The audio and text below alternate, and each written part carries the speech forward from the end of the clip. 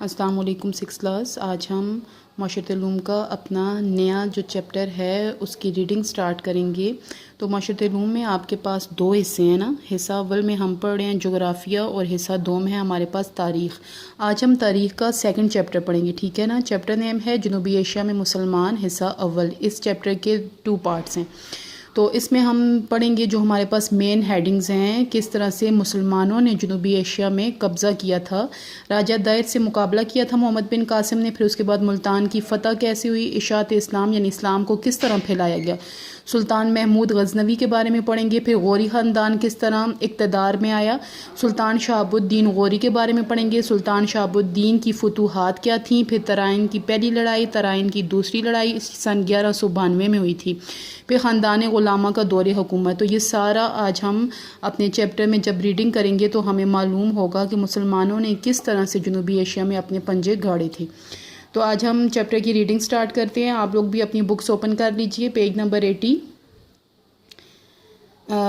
Chapter کی reading start کرتے ہیں۔ عرب تاجر ظہور اسلام سے پہلے برصغیر کے مغربی ساحل سے گزرتے تھے، یعنی اسلام جب اتنا پھیلا ہوا نہیں تھا تو تب جو عرب کے جو لوگ تھے وہ کیا تھے، مغربی ساحل سے تجارت کرتے تھے، گزرتے تھے۔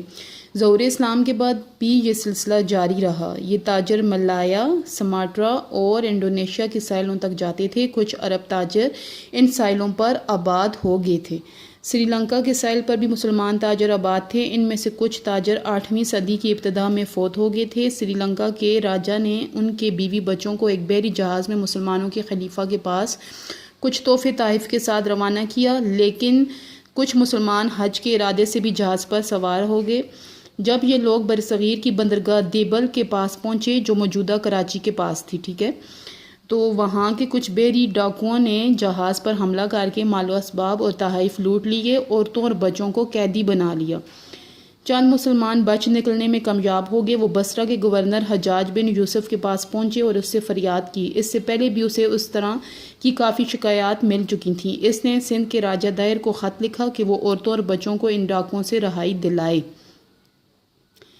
ان کے نقصان کا معاوضہ ادا کرے اور ڈاکوؤں کو قرار واقعی سزا دے۔ راجہ دائر نے یہ مطالبہ مسترد کر دیا۔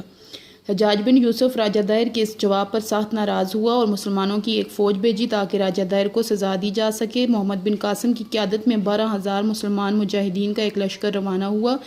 3,000 اونٹوں پر فوج کے لیے سامان بھی ساتھ لیا گیا۔ مسلمانوں کی فوج کے پاس آگ لگانے والے تیر، دور تک باری پتھر پھینکنے والی منجنیقیں، منجنیق کہتے ہیں پتھر پھینکنے والی جو آلہ ہوتا ہے، مشین ہوتی ہے، بڑے بڑے پتھر پھینکنے والی مشین ہے، اور دوسرا سامان جنگ تھا۔